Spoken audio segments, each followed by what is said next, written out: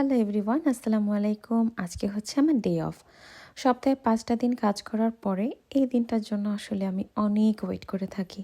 তো এখানে আপনারা দেখতে পাচ্ছেন সকাল সকাল আমি এখানে ২টা ডিম সিদ্ধর জন্য চুলায় দিয়ে দিলাম। এখন আমি চিন্তা করছি যে কি করব। ডিম তো আমার সিদ্ধ হয়েই গেছে, এখন আমি কফি বানাবো। তো ফ্রিজ যখন আমি ওপেন করলাম তখন দেখলাম যে আমি কালকে এখানে বরবটি ভাজি করছিলাম, তো সেটা ছিল। আর I am so hungry actually. তো আমি ভাবছি যে কফির সঙ্গে যদি একটু ডিম আর একটু যে কোনো একটু সবজি খাই, হয়তো বা পুরা দিন আমার ক্ষুধাটা একটু কম লাগবে। তো সেই চিন্তা করে বরবটি ভাজিটা একটু সাইডে রাখলাম, প্রথমে আমি কফিটা একটু খাবো। এর ভেতরে আমি দেখি যে এখানে ১ পিস KFCর চিকেন আছে। আমার ভাই কালকে যখন ওর শিফট থেকে বাসায় আসছিল তখন ও নিয়ে আসছে। তো ওইটা দেখে আমি কফি বানাচ্ছিলাম আর এদিকে আমি চিকেনটা একটু খেয়ে নিলাম। প্রচণ্ড ক্ষুধা লাগছে। এখন আমি এখানে কফিটা বানাই, চিন্তা করছি দিনটা কিভাবে পার করব। Anyway it's a slow day. আমি নর্মালি যে ডে অফগুলোতে বাসায় থাকি আমার দিনটা অনেক স্লো যায়। সারাটা সপ্তাহ মার সঙ্গে যত কথা জমে থাকে সেগুলো আস্তে আস্তে করে কফি নিয়ে বসে খেতে খেতে বলি। তো যাই হোক, এখানে আমি কফির সঙ্গে সিদ্ধ ডিম নিয়ে নিয়েছি, আর ডিমের সঙ্গে আপনারা দেখতে পাচ্ছেন এখানে একটা লাল কেচাপ। এটা হচ্ছে সিরাচা সস, আমার খুবই খুবই পছন্দ। তো সিদ্ধ ডিমে আপনারা যারা এটা পছন্দ করেন একটু দিয়ে যদি কখনো ট্রাই না করেন, করবেন, খুব মজা লাগে। এরপরে আমার একটা অ্যাপয়েন্টমেন্ট ছিল গাড়ির জন্য, তো সেখানে আমি যাচ্ছি, রেডি হয়ে নিলাম। আর আজকে মাশাল্লাহ এত সুন্দর একটা সানি ডে। আমাদের এখানে ৬টা মাস একদম উইন্টার থাকার পরে আজকের দিনটায় যখন এই আপনার সূর্যের সানলাইটটা আমার গায়ে লাগছে, I was literally feeling like ও হো, I am feeling so energetic. আপনারা যারা এই শীতের দেশগুলোতে থাকেন আপনাদের এক্সপিরিয়েন্সটা কেমন আমাকে বলবেন। আমাদের এখানে এখন স্প্রিং অলমোস্ট শেষ, we are almost about to start summer. তো এখানে এই সামারটা মনে হয় যে আমাদের রিচার্জের একটা টাইম অ্যাকচুয়ালি বডির জন্য। যত সমস্ত body pain, joint pain, what ever it is, এইগুলো সব উইন্টারের পুরো মাসটাতে থাকে। যাই হোক, এখানে ওরা ১ ঘন্টার কথা বলেছিল, so now it's taking actually too long. I am so bored, just sitting and just watching phone. ভাবলাম যে আপনাদেরকে একটু দেখাই। এর ভেতরে আমার গাড়ির কাজও পুরো হয়ে গেছে, আমি এখন বাসার দিকে যাব। গাড়িতে উঠে প্রথমে আমি সবসময় যে কাজটা করি, লোকেশনটা আগে ফিক্স করি, cause that's a new shop, I never been there before. তো লোকেশনটা দিয়ে দিলাম। এখান থেকে একটু ভাবছিলাম অন্য কোথাও যাব কি না, বাট ৩ ঘন্টা বসে থেকে আমার অবস্থা খুবই খুবই খারাপ। হোয়াট এভার, এখন আমি বাসার দিকে রওনা দিচ্ছি। আজকে আমার অনেক প্ল্যান ছিল, জানেন। আমি জানি না আপনাদের কি হয়, বাট ডে অফের দিন যত প্ল্যানই করি না কেন আমার প্রত্যেকটা সময় কিছু না কিছু একটা করে আমার টাইমটা চলে যায়। যাই হোক, বাসায় আসার পরে এখন আমি ভাবছি যে আজকে একটু মাছ রান্না করি। এইটা হচ্ছে এখানে পাঙ্গাস মাছ। আমি বাংলাদেশে থাকতে আমি কোনো দিনই পাঙ্গাস মাছ খাইনি, কারণ আমি জানি না আমার কাছে কেমন একটা গন্ধ লাগতো পাঙ্গাস মাছে। আমি আপনাদের সবার কেমন লাগে জানি না, বাট আমার মা কিন্তু অনেক সুন্দর করে রান্না করে পাঙ্গাস মাছটা, হালকা তেলে ভেজে একদম মশলা দিয়ে ভুনা ভুনা করে, কিন্তু আমাকে কোনো দিন খাওয়াতে পারিনি। হয়তো বা ছোটোবেলায় অনেক আগে আমার দাদু রান্না করতো, তখন আমি খাইছি, I don't know Y, but আমি বাংলাদেশে কোনো দিনই খাইনি। আর আমি এখন কানাডা আসার পরে আমি এখন দেখেন এই মাছটা আমার অনেক পছন্দ হয়ে গেছে। আমি জানি না কেন, হয়তো বা মানুষের টেস্ট এইভাবে করে বদলে যায়। তো আমি অনেক ভালোভাবে মাছটাকে ধুয়ে লবণ হলুদ মাখাই নিলাম।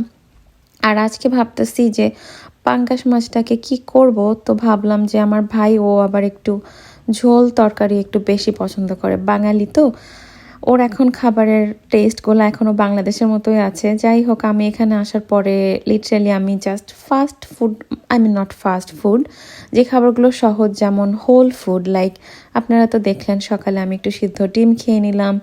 এরপরে দেখা গেল একটু ওটস অথবা গ্রিক ইয়োগার্ট, ফ্রুট, এইগুলো মিশায় আমি খেয়ে ফেলি। মানে সারাদিন কাজ করার পরে রান্না বান্না এগুলো আমার জন্য মানে এখন অনেক কষ্টদায়ক। তারপরেও মাঝে মাঝে করি, ভালো লাগে। বাইরে থেকে আসার পর একটু ক্ষুধা লাগছে, তো কি করলাম, একটা বার্গারের প্যাটি ছিল, ওইটাকে একটু এয়ার ফ্রায়ারে দিয়ে জাস্ট একটু ফ্রাই করে খাচ্ছিলাম আর রান্না করছিলাম। আমি এর ভেতরে পেঁয়াজ তারপরে মশলাপাতি আমার যা লাগবে সেগুলো একটু কুচি করে নিয়েছি সব ঠিক মতো। আলুটাও কেটে নিলাম। এখন আমি ভাবছি যে আমি আলুটাকে আগে একটু কষাই নিই। এর ভেতরে আমি ভাবছিলাম আমার কাছে কি টমেটো আছে, কাজ নর্মালি আমি যখন তরকারি রান্না করি তখন আমি একটু ভালোভাবে কষাই। আপনারা হয়তো বা দেখবেন আমার রান্নার এই ভিডিওটাতে যে আমি অনেকক্ষণ ধরে কষাই। এতে আমার মনে হয় যে তরকারির টেস্টটা লিটারালি একটু বেটার হয়। আর আমি সবসময় একটু জিরা দেই, আস্ত জিরা, তারপরে এটাতে লবণ, হলুদ, মরিচের গুঁড়া।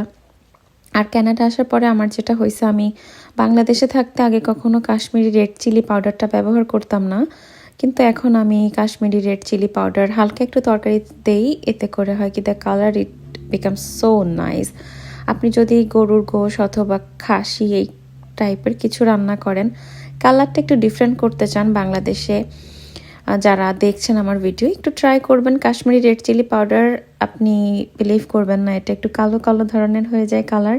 It looks really really nice. তো এই একটা চেঞ্জ আসছে আমার রান্নাতে এখানে আসার পরে। তো আমি ভাবছিলাম আমার কাছে হয়তো টমেটো নাই, তো আমি দেখলাম সত্যিকারের আসল টমেটোটা নাই। তো আমার কাছে টমেটো পেস্ট ছিল, ওইটা দিয়ে দিলাম তরকারিতে। আর এখন গরম পানি দিয়ে দিয়েছি ঝোলের জন্য। আমি কখনো তরকারিতে ঠান্ডা পানি ব্যবহার করি না, আমি সবসময় গরম পানিটা একদম ফুটাই তরকারিতে দেই। এতে আমার মনে হয় ইট টেস্ট রিয়েলি গুড। আর দেখেন কালারটা মাশাআল্লাহ কত সুন্দর আসছে। হয়ে গেছে আমার তরকারি। এটা একটু ঝোল রাখছি কারণ এটা কমে গেলে তখন আলু আছে তো ঝোলটা টেনে যাবে। আর ফ্রিজে একটু গরুর কলিজা ছিল, সেটাকেও একদম ভালোভাবে আমি মাখা মাখা করে রান্না করে নিচ্ছি। এটাকে সব মশলাপাতি দিয়ে ভেজে নিছি। আপনারা কে কে গরুর কলিজা পছন্দ করেন আমাকে কমেন্ট বক্সে জানাবেন। আর এই যে আমার আজকের ডে অফের দিনের রান্না, এইটা ইনশাআল্লাহ পরবর্তী 2-3 দিন চলে যাবে। এখন অলমোস্ট হয়ে গেছে হচ্ছে বিকাল, আই থিঙ্ক অলমোস্ট 7টা বাজে এখন। তো ভাবলাম একটু বাইরে যাই।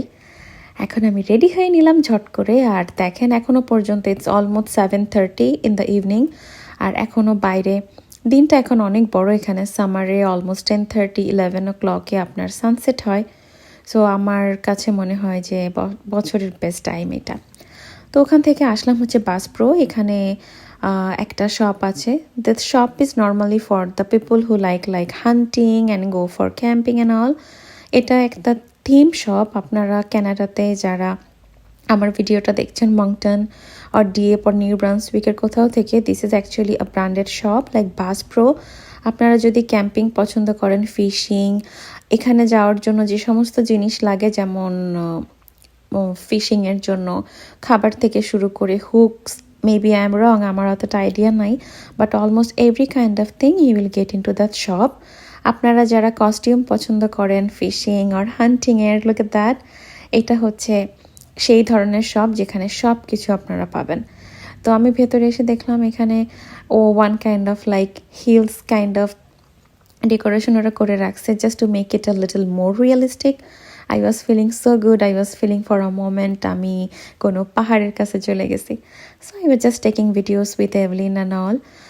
আর দেখেন এই জায়গাটা অনেক সুন্দর, নাইস, এখানে অনেক কিছু আছে। সো আমরা একটু ফান করছিলাম। এরপরে এভাবেই আজকের দিনটা চলে গেল আলহামদুলিল্লাহ।